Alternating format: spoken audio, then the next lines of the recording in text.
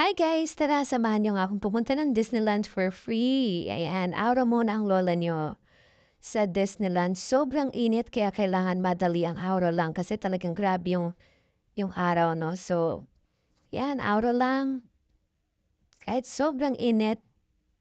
And thank you Caritas AMP para sa aking free Disneyland tour. Thank you so much. At 9 o'clock pa nga lang ay pumila na ako sa Disneyland, no? At ang una ko nakita itong double deck na parang sightseeing ano siya.